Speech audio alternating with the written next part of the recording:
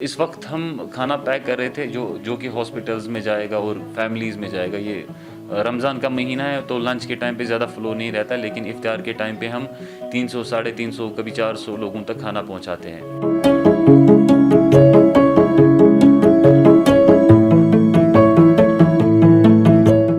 ہمیں بہت سارے ڈسٹریسڈ کالز آتے تھے اور ہم نے کوشش کی کہ ہم فری آف کاسٹ کھانا دے لوگوں کو.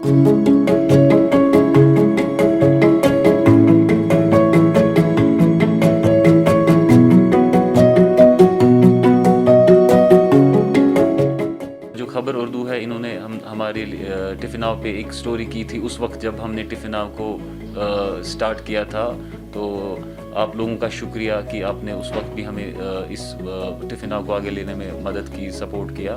اور جو ٹفناو ہے یہ ایک ہوم ڈیلیوری سروس ہے. ہوم میڈ فوڈ ہم بناتے ہیں جو ہم آفیسز میں, باقی کئی سارے ایریاز میں پہنچاتے ہیں, اسٹوڈنٹس کے پاس, اسکولز میں, کالجز میں.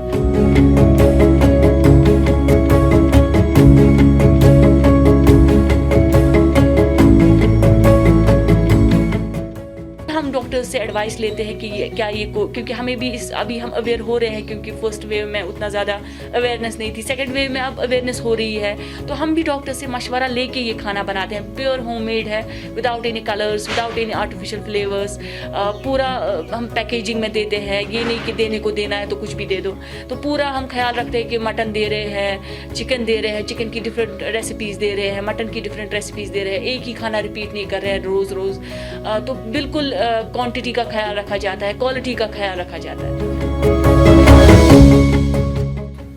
ابھی ہمارا یہ تھا ذہن میں کہ کووڈ پازیٹیو پیشنٹ جو ہمیں کال کرتے ہیں کئی سارے ہاسپٹل سے, فیملیز سے, ان کو کھانے کی دقت ہوتی ہے تو وہ ہمیں کال کرتے ہیں. تو فوڈ فار کشمیر جو کیمپین ہے اس کو 1 ہفتہ ہوا ابھی چلتے ہوئے, اور اس سے پہلے بھی ہم 1 سال سے دیتے آ رہے ہیں کھانا لوگوں کو جب سے کووڈ فرسٹ ہو گیا.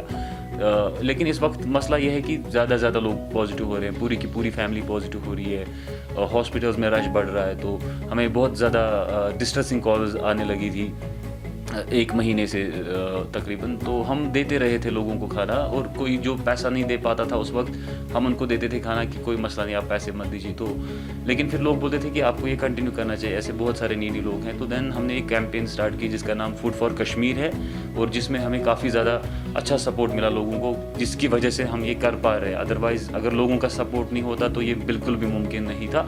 لوگوں کی وجہ سے ہی یہ کیمپین چل رہا ہے, اور لوگوں سے ہم درخواست کریں گے کہ آپ اس کیمپین کو کنٹینیو سپورٹ کیجیے, اور تب جب تک پینڈیمک ہے تب تک ہم اس کیمپین کو جاری رکھیں گے.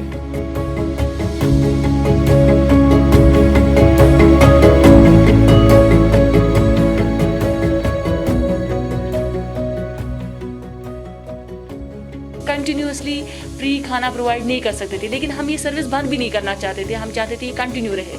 اور پھر ہم نے یہ اسی مشورہ کیا کہ ہم کیا کر سکتے ہیں. پھر ہم نے food for Kashmir campaign launch کیا ٹویٹر ہینڈل پہ. آل دو ہماری اتنی ریچ نہیں ہے ٹویٹر پہ, لیکن وہ بہت زیادہ شیئر ہوا, اور لوگوں نے اسپانسر کیے لوگوں کے meals, like somebody sponsored 50 meals, somebody sponsored 100 meals. ایسے لوگ میل اسپانسر کرتے رہے, اور یہ کیمپین آگے چلتا گیا. اور ابھی ہم 200 300 400 لوگوں ہم گرینڈ بڑھانا چاہتے ہیں دن میں, کیونکہ بہت سارے اٹینڈنٹس, بہت سارے کووڈ پیشنٹس ہمیں فون کر رہے ہیں, چاہے وہ ہاسپٹل سے ہو چاہے وہ گھر سے ہو.